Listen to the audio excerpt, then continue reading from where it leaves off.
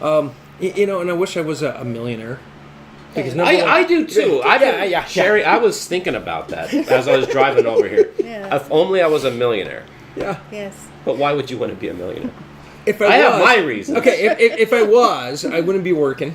Well, I would be traveling. That's what I thought too. Yeah. But I would be traveling to all the tiki bars that I could. I'd be buying all those tiki mugs that are special edition ones for $100 to $150 each or something like that.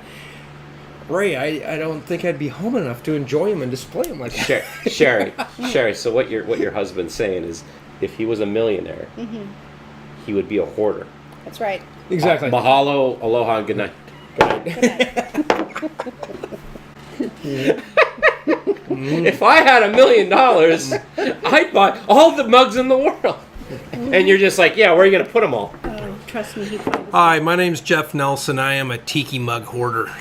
You're already halfway there.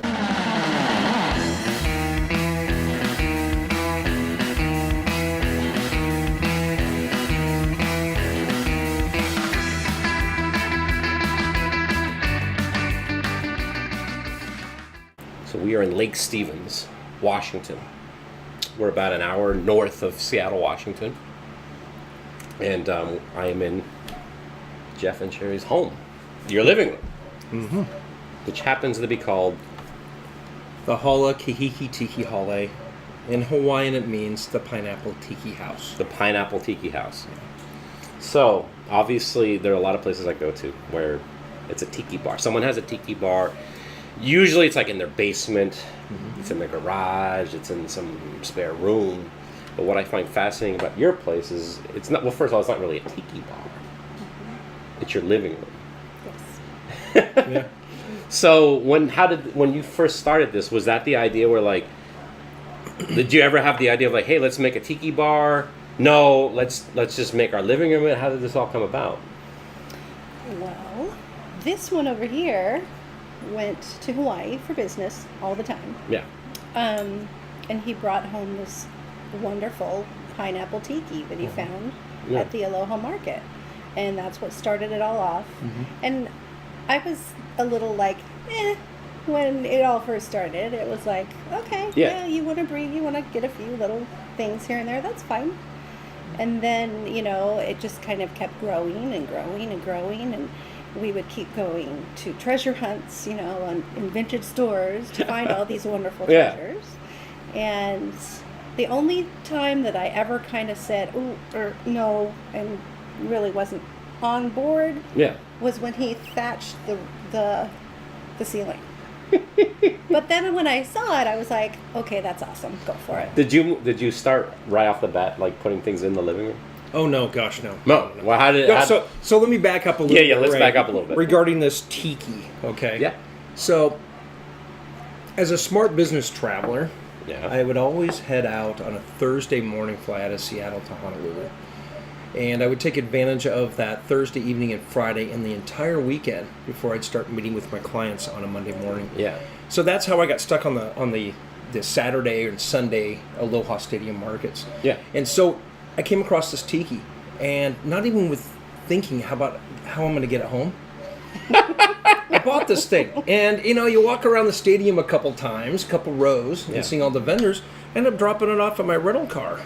And I still didn't think about how I was going to get home. The day before my departure going home, I realized I had this tiki in the trunk. I had to go to Home Depot to buy bubble wrap, cardboard, You had to tape. get it. And I started taping this thing together, and I took it to the airport. And they looked at me like, what is this No, thing? did you carry it on? No, I had to check it. Well, they just took it in, as an oversized package, like golf clubs or something like that. When I got to SeaTac, Sherry had to drop me off. It was the very few times she took me to the airport. She had to pick me up. And so I met her at the baggage carousel with our two little boys at the time. And we were all ready to go, and the kids, were in their pajamas and all that. and I said, oh, wait a second. We've got one more thing to get. And we had to wait about 10 minutes, 15 minutes for the oversized baggage. And here was this big cardboard thing coming down the ramp. It didn't just come down the ramp. It rolled. It rolled Are you down. serious? Exactly. It made an entrance. Go, go, go, go, go, go, go. Then did you tell her that there wasn't, that you got it then? No, I think I revealed it at home. I cut it open. And of course, it was like 1 o'clock in the morning or something like that, since the flight arrived at 10:30 at night. And she just thought, okay, yeah. What did you think, Sherri? Well, I kind of thought, well, okay, maybe we can put it in the garden at first. But then he grew on me, and I said, okay, well, yeah, he can live in the house. Yeah. What hung in the back of my mind were the memories of my grandparents when I was a little kid. Yeah. They go to Hawaii quite often. And she ended up giving me a couple tiki mugs and a bunch of swizzle sticks. And I remember seeing all of the slideshows my grandfather would put on a Saturday night when we would stay at their house. Something really struck me when we both visited in 1996, before we got married. And just being there in Hawaii with Sherri brought something different. Sure, you can be around tourism, okay? You can get all sucked into that kind of thing. Yeah. But when you get up to North Shore of Oahu, and you get around Hawaiian people and you start talking about what Hawaii is all about, you really understand what aloha means. And I brought home on every single business trip that I had over there, the aloha, to share within my home, share with my friends, my family. I think that's just a great way to live. And aloha is just the spirit of being laid back, of loving people, of just being kind to people. Yeah. Of slowing down your life like I do when I come home here. I escape. Why the living room, and why not see like a spare bedroom or a garage or something like that? Well, I thought of up here in the upper floor of our house, the living room originally, because I had seen a lot of other photos of tiki bars. Yeah. Where they had things hanging and all that. And I thought, boy, I really can't do that with a short ceiling in our basement. One of the photos that always stuck with me since I was a kid was Walt Disney World, when they built the Polynesia, Polynesian resort there. And that crisscross of bamboo that was, tied together, and the glass floats inside the nets. That's what I had originally envisioned with all of the grid work of things above our head here. I've got to hang things. I've got to get things above me. Just like if you worked in retail, your square footage across the floor, you pay for that, okay? But if you can go vertical, it's free. Yeah. So I thought, I've got free space up here. I want to fill it. Disney has become a lot of what we do here. We've got a wall over here with a lot of Trader Sam's mugs on it, some Disney art, some art from some wonderful people, within our tiki culture that have done paintings. We've got, 2 parrots, Pierre and Jose, above our heads. We've got in the Enchanted Tiki Room, a sign over here on the wall, and some other artwork from Disney. But, that was another thing too. I had first visited Disneyland in 1987. 87, all right. My grandmother took myself and my sister, and that was another thing too. We saw a lot of slides from Disneyland. Yeah. Prior to me going, for my grandparents' vacations or other people's vacations. Yeah. I instantly got attracted to the Enchanted Tiki Room. That was something that was incredible to me. And it wasn't just because it was air conditioned on a hot afternoon. Yeah. I was flabbergasted by these animatronic birds and flowers and the tikis on the walls all singing. So, yeah, that's part of our Disney thing. We're Disney nuts. We follow a lot of Facebook pages and go to the Pacific Northwest Mouse Meet almost nearly every summer in Linwood, or my family does. My sisters and my dad are nuts too. Wow. Yeah. So Disney's definitely a building block of your interest in it. Yeah. And furthermore, gosh, when we became a drinking age, and a couple of years after that, they started remodeling the Disneyland Hotel. And boy, I got to tell you, I was so pumped and excited when I heard they were building a tiki bar. Oh yeah. Oh yeah. Incredible. Excited. Yeah. The other side of my travel for work too is I traveled up and down through California, and I had so many clients in Southern California that I had always found a hotel in the Disneyland Resort area and used that as my base. And I'd be done by 3 or 4 in the afternoon, and where would I go? I would go to downtown Disney, and I would end up at Trader Sam's. So Sherry, what do you think of this? Having your living room be your tiki, it be tiki-fied as much as it is. Okay, be honest. I love it. I just want him to bring even more. Cool. You know, every time he starts talking about, I want to make this and I want to build that, and where do you think we should hang this? And now I look, for things that will fit, that will hang, like the bells and all the fun things that will work in our house. And I get so excited when I find things. Yeah. And I can't wait to take a picture of it and send it to him if he's at work, and look what I found today, and I found mugs last week, or was it a couple weeks ago? Yeah. And they're beautiful tiki mugs. They're old. They have the Japan sticker on the bottom, so they're old. 69 cents a piece. Wow, sounds like I a bought bargain. them all. Wow. I bought them all. Yeah, as I see, you have a wall of tiki mugs there. Yeah. Do you think you have enough? No. No. Never. The answer is no. No. We counted. I think it counted about with duplicates about 210 last week. Wow. That we've got. For a long, long time for me, tiki was just my interest in tiki bars. Mm-hmm. I liked going to tiki bars and drinking and getting drunk and doing it in those places. Right. When I started going to tiki bars, it sort of made other bars obsolete because, hey, this is not just drinking, it's a full environment, it's a full experience. Right. Yeah. And for years, that's all it was for me. And it wasn't until a couple years ago when I started to meet people and realize, like, oh, this could be a lifestyle. Yeah. It could be more. They could definitely be way more than just drinking Mai Tais and getting drunk at some bar.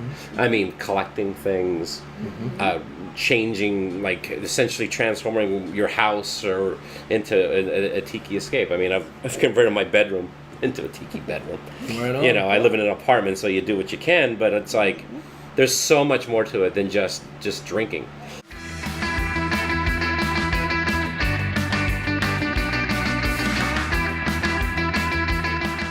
Here's an add-on thing I thought you could put in. No add-on. I know you're going to edit this out.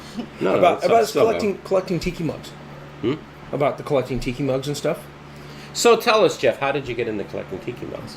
Well, as I said earlier, my grandmother handed a couple off to me, and with all the swizzle sticks. And I grew up in my parents' home doing craft stuff, and I remember this weird-looking ceramic thing with a bunch of paintbrushes that my mom had used for doing crafts and stuff. Yeah. What I came to realize many years later, it was the Sneaky Tiki mug No way. from Las Vegas. And, of course, that mug had some failures of its own. Yeah. That they had fired it, and then they hand-painted it after, and a lot of that paint had come off. The version that I had received from my parents was almost pristine. And that was pretty cool. And so, going to Hawaii, we collect a couple KC Hawaii tiki mugs and some other ones that were made here and there. And we started realizing, gosh, they're all over the place. Thrift stores, antique stores, going to, home sales and things like that, There was a lot there to be found. And we were lucky. We got into it before what I call the hipster craze of tiki happened, maybe about... Tiki hipsters. Hipsters, about maybe 2009, 2010. Yeah.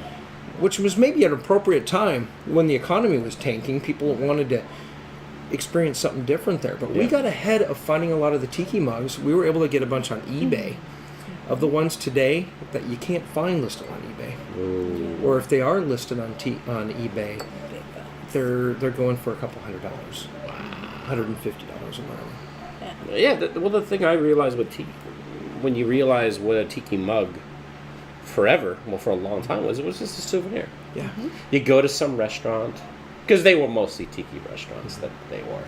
A lot of times you say tiki bars, it's sort of a misnomer, because like a Donda Beachcomber or Trader Vic's, they're all restaurants. Right. So you go, Kai. you get, and that's your souvenir. And for a lot of people, that's their souvenir. And they'd probably put it on a shelf, and that would be it. Maybe they pull it out for their little luau that they're gonna try to do once. Or feel special when they make a rum and coke. Yeah. Yes. But then it would just sit and gather dust and gather dust. Okay, not to be, then like say the person dies, and then the kids inherit all the junk, and they're just like, I just want to get rid of this. Right. And then it ends up at a Goodwill store for 50 cents. Mm-hmm. And no one cared about those mugs for a long, long time, until more recently. Right. I think a lot of tiki mugs that are out there now, I mean, some of the artists are just unbelievably talented. It's not just a mug. It's a piece of art. Oh, yeah. Yeah. I mean, some of the stuff that Danny Guerrero, Tiki Diablo is doing. Yeah. The Montiki stuff. Yeah, the Montiki out of stuff. Portland and out of Astoria is mind blowing. Horror and clay. Oh yeah. Has a different spin on the dark side. Yeah. Of things a little bit. All these mugs, it's like they're pieces of art. I kind of feel weird drinking out of them. Yeah, I know. That's true. That's true. And they're not cheap. They are limited runs. Mm-hmm. And a lot of those newer mugs are actually worth more money. Yeah. Than like some of the older ones, because like, okay, there's only 200 made or 100 made, and they're gonna go for $80. And they smash the mold and it's done. Hey gang, this is Tiki with Ray, and I just want to say thank you very much for checking out my video. I hope you enjoyed it. And if you want to see more episodes, click on the subscribe button. And if you liked the video, give it a like. That would mean a lot to me. And if you have any comments or suggestions, please leave a comment in the comment section below.